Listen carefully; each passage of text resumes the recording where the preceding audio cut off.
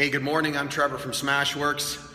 Today we're going to talk about thoracic spinal mobility. So the thoracic spine, if you've been doing your due diligence, is we do a lot of extension drills to get that thoracic spine really mobile. Thoracic spine basically goes from the bottom of the neck to the bottom portion of the scapula, so about here, and it has this outward curve to it. So as that curve gets accentuated, the shoulders start to round forward, the ligaments become tight, our breathing becomes compromised, and the other thing is it makes it really difficult for us to get our arms over our heads, because what happens is we get our arms over our heads, and if we have this kind of a posture in our thoracic spine, we're going to make up for it in the lumbar spine.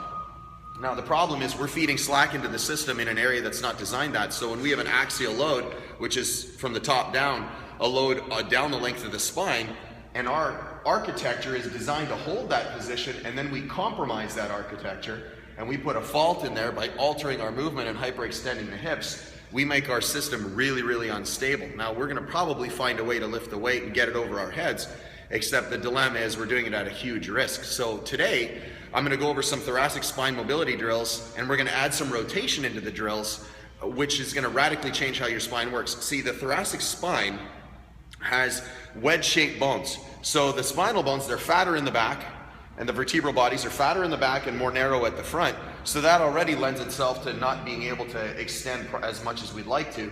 And then the other thing is that the discs, well, they're like the Danny DeVito of the spinal architecture. They're shorter, they're fatter, and they don't move very well. So the problem with that is that's going to restrict a lot of our movement. So I'm going to go over 3 drills that are going to help open up that thoracic spine and allow a lot of movement. You do these before you do anything overhead. Do these before you do anything, and you'll have a lot more mobility in your thoracic spine. Make it part of your daily routine when you do your thoracic spine mobility, and you're going to have a lot less compromised function and motion, and your base of support is going to be a lot better because you're going to be able to take those axial loads the way you're designed. All right, so the first one is I have a PVC pipe. So let me move the camera so we can see anything a little bit easier. So there's PVC pipe right there. So what we're going to use is we're going to use this as a fulcrum. Most of us have seen this drill. So what I want you to do is you're going to start at the base of the scapula. So we're going to start low, work our way up high. Give yourself a big bear hug. We're in the bear cave. Give yourself a bear hug. So you're just going to keep your body hollowed out here, and you're just going to extend over that. You're going to do this, roll from side to side, back and forth. You're going to come down one segment, the same thing. Roll from side to side, back and forth. You're going to work your way all the way up to the top of the spine. When you get up here, what I want you to do is pick your backside up. So let me move up a little bit on the camera.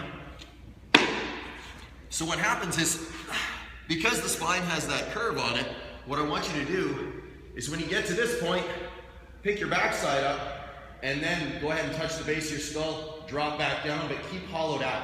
What that's going to allow you to do is fulcrum over the segments that are a little bit higher, closer to the base of the neck.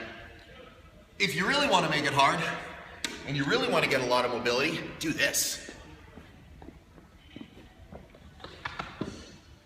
You're going to grab a plate. Oh, this is awesome. You're going to grab a plate, give it a big old hug. Now this gives you a little bit of a compressive force. Use gravity to your advantage. Hollow out. Same thing. Over, over, up, and back. That's a great one, and that's a common one. A lot of us do that one. Now here's where we're going to add some of that rotation in. What you're going to do is, I call this the windmill. So you're going to lay on your side. You're going to bring your hips to 90 degrees. You're going to make sure that you're laying as if you're laying against a wall. So this is how you're going to be. Okay? It doesn't matter if your head's not supported. I'd like it to be supported. Put a plate here. Use a PVC pipe. If you have to hold it up, that's fine. You're going to be like this. You're going to hold your hands together like this. And then what you're going to do is you're going to open up that thoracic spine all the way, and then you're going to come all the way back. Now the key to this is when you get to the top of the motion all the way back, big breath in, and breathe. The reason I want you breathing is because the ribs move like a bucket handle. So when your lungs take in air and the diaphragm drops down and draws the air in, the intrinsic muscles, the intercostals, and a lot of other muscles, they expand and they take away some of that tension, and the ribs move up. So as they move up, they're expanding the rib cage. They're also allowing that thoracic spine to open up a little bit and expand. They're getting those discs fed a little bit better, and they're starting to create a little more mobility. So what I want you to do again, it's like this.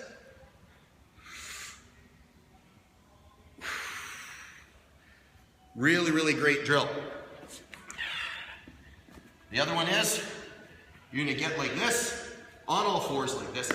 Get your hands nice and straight, obviously screw in the shoulders. Take your hand, put it on the back of your head, touch the elbow to the ground, and come all the way up. Back down, all the way up. Now again, breathing's so important. Big breath in.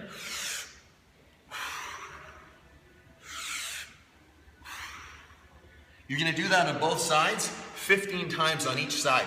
What that's gonna do is get the rotational component into the spine, and then with the fulcruming over that PVC pipe or foam roller, we can even graduate up to a peanut, and the peanut's actually a little more aggressive because it's segmented.